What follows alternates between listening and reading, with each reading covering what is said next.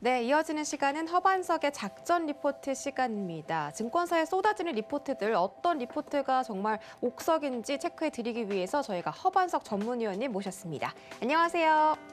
네, 안녕하세요. 네, 반갑습니다. 오늘도 이렇게 월요일장 시작하면서 활기차게 출발해 보도록 하겠습니다. 오늘 어떤 리포트 분석해 볼지 화면으로 확인해 볼게요. 네, 이번 주 업종 리포트 지주회사에 대한 리포트입니다. 본질을 찾아서라는 주제인데 현재 지금 시장에 너무나 많은 이 지주회사 종목들이 지금 상승을 하고 있습니다. 종속회사나 자회사를 둔 이 지주회사 보통 여러분들이 잘 알고 계시는 대기업들이 많은데 이런 종목군 어떻게 대응하면 좋을지 리포트 분석해 주시죠. 네, 오늘은 IBK투자증권에서 5월 3일 발간된 리포트입니다.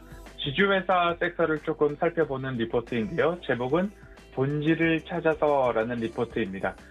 매주 월요일이면 가능한 한 산업과 섹터에 대한 리포트를 좀 살펴보고 있습니다. 그리고 그 산업이 성장하는지, 그 섹터에 대한 이슈가 있는지 이런 부분들을 한번 분석을 하시고 그리고 기업을 살펴보실 때에 매출액과 이익이 성장하는 기업인지 이렇게까지 내려가시면서 탑다운 방식으로 종목 선정, 매수까지 가신다라고 한다면 아직까지는 수익을 낼 수 있는 그러한 시장이다라는 부분 참고하시면 좋을 것 같습니다. 지주회사는 앞서 앵커님께서 말씀해 주셨듯이 지배회사 또는 모회사라고도 표현을 하고요. 그 아래 산하에 종속회사나 자회사를 두었다는 의미로 보시면 좋을 것 같습니다. 주식을 전부 또는 일부를 소유함으로써 그 자회사나 종속회사들의 경영, 지배권을 행사한다라고 보시면 좋겠습니다. 순수 지주회사라고 한다면 다른 회사들의 기업을, 주식을 보유함으로써 지배 관리하는 회사이고요. 그리고 사업 지주회사 또는 혼합 지주회사라고 하는 회사들은 사업을 영위를 하면서도 다른 회사들, 다른 기업들을 지배 관리하는 회사다라고 보시면 좋겠습니다. 그 외에는 금융지주회사, 은행지주회사 등이 있을 수 있고요. 최근에는 SK그룹의 SK텔레콤 지배구조 개편으로 중간지주회사라는 이야기도 나오고 있습니다.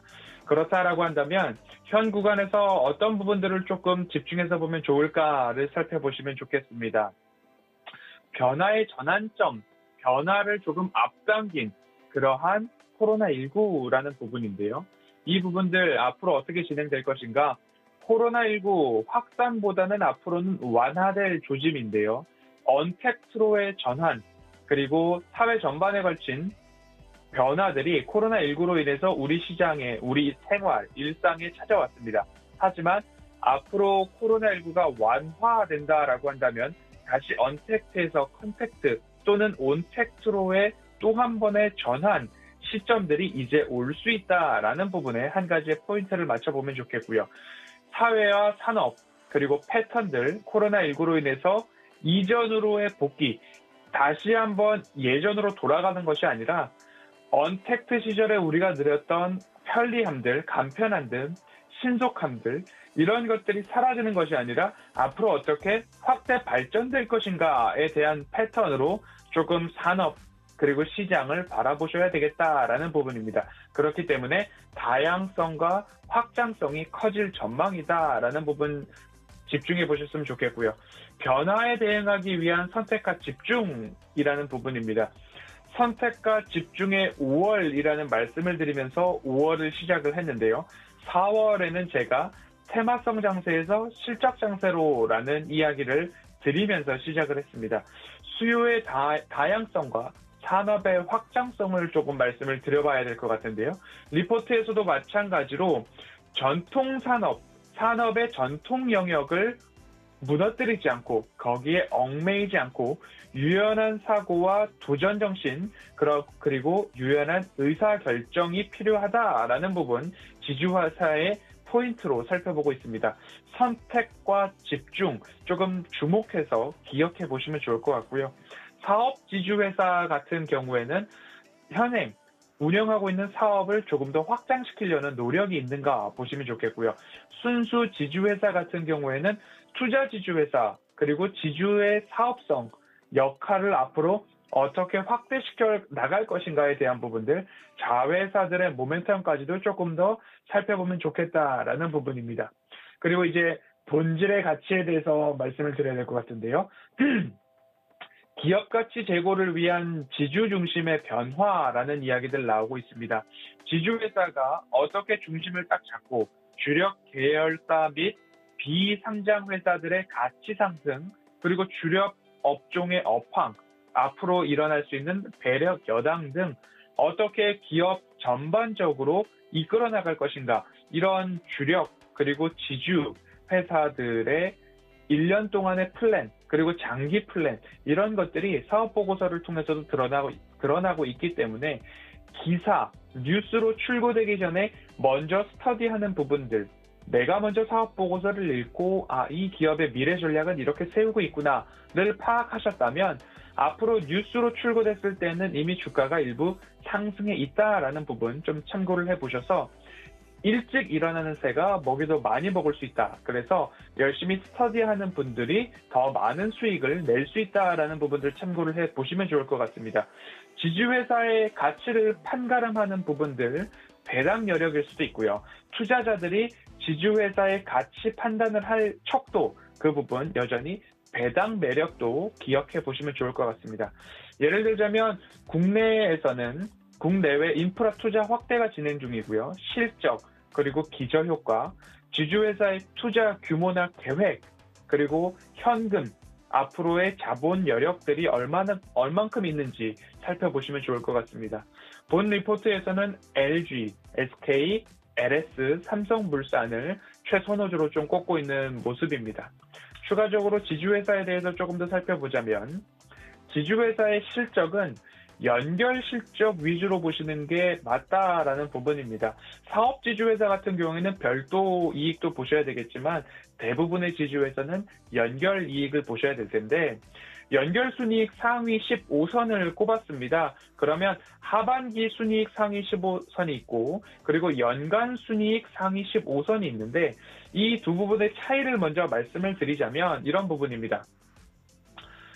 코로나19 영향으로 인해서 이익이 적었던 그런 기업들은 하반기 순이익 15선에 조금 올라오고 있습니다. 그 이유는 하반기부터 코로나19 완화에 대한 부분들이 작용을 하면서 빠르게 하반기 순이익 15선으로 올라왔는데 연간 순이익 상위 15선 같은 경우에는 코로나19의 영향, 피해가 적었던 그런 지주사 위주다라고 좀 구분을 해보시면 좋을 것 같고요. 지주 계열사 모두 다 연결 실적 보셔야 되고요. 지주사의 전체 이익을 판단할 때 연결 실적이다. 그 실적 안에는 배당금, 각 자회사로부터 받은 배당금과 그리고 브랜드, 상표권 이용료 같은 것들이 다 수익으로 잡힌다라는 부분 참고를 하시면 좋겠습니다. 따라서 하반기 실적이 개선된 대형 지주사들이 앞서서 말씀드렸던 이 부분에 들어가 있습니다. 그래서 연간 실적 상위에 없는 이유는 코로나19 피해가 없었다라는 부분들 좀 참고를 해주시면 좋겠고요. 반대로 하반기 순이익 상위 기업들은 앞으로도 전망이 밝을 거다라고 이해를 해보시면 좋을 것 같습니다. 코로나19로 위축된 부분들이 하반기로부터 빠르게 이익이 성장했기 때문에 이제부터는 일상으로의 복귀 포스트 코로나로 갈 때다라고 본다면 하반기 순이익이 좋아진 지주사들은 앞으로도 본 궤도로 오를 가능성이 높다라고 좀 보시면 좋겠습니다. 조금 더 살펴보자면 배당 정책입니다. 지주회사의 중요한 수익 원천입니다. 배당은. 지주회사의 체제에 속한 기업들, 자회사들은 어쩔 수 없이 필연적으로 배당을 늘려야 하는 과제를 안고 있다라고 보시면 좋겠고요. 배당금이 증가하는 기업들 좀 보시면 좋을 것 같습니다. 올해 4월 지급 시점입니다.